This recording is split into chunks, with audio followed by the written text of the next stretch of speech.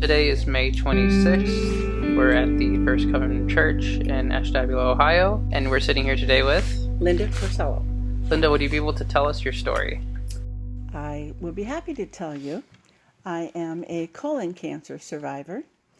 Fortunately for me, I read a long time ago about symptoms and how to determine what they are. And when I recognized the first symptoms of blood in my stool, I made an appointment for the doctors, and he definitely diagnosed that there was blood in my stool. He treated me with antibiotics for a couple of spells, thinking it might have been diverticulitis, and then he decided to pursue it a little further. And because my insides were raw and I don't know what the word, irritated, he wanted to postpone a colonoscopy. So we did a couple of other tests, and as it turned out, I had some female issues, so I had to have those taken care of. And then when we had the colonoscopy, I had a tumor. It was about 2 inches in diameter in my even if it had not been cancer, I would have had to have the surgery to remove it because it was forming a blockage. And they did the biopsy, and it was malignant. And a week later, I had the surgery, and very, very fortunate for me. I'm very blessed because they removed the tumor. So you mentioned that your partner was dealing with cancer as well. So how would you recommend people who in their lives, when their significant others or family members are going through their cancer battle, how would you recommend they support them?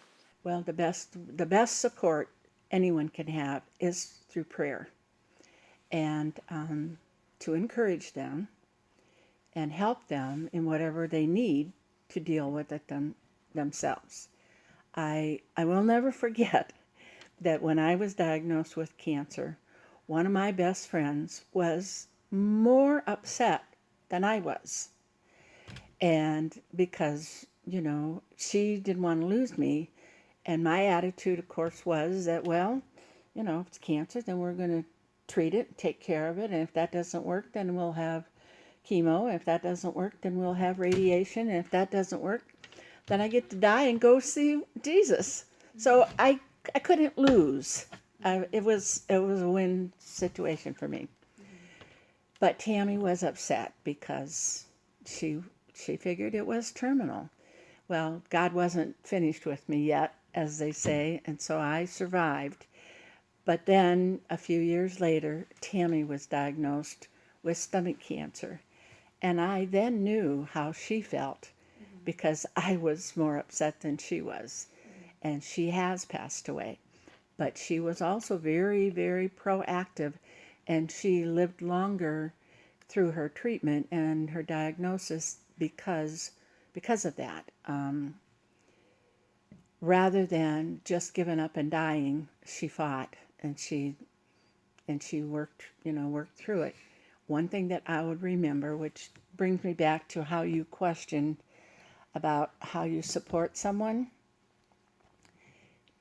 I visited Tammy several times a week, and she told me that she liked it when I came to see her because I was more glad than sad to see her. And that made me feel good because I was doing something for her that I couldn't do anything else but be there and support her. Mm-hmm. And I know how when someone you care about is sick and you're very helpless, then you do feel sad. But because she told me that, I made sure that when I went to see her, I was upbeat and positive. And I don't mean ignorant of her condition. I mean, I didn't sit there and cry. I mean, there were a few times I cried with her, but I didn't cry about it. You mentioned Tammy and then prayers. What else would you say was your best support system?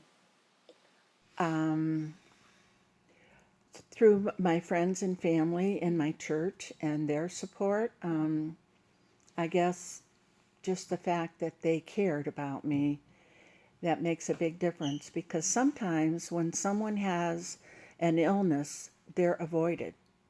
People, oh, I don't want to go see them because they're sick and I might get sick.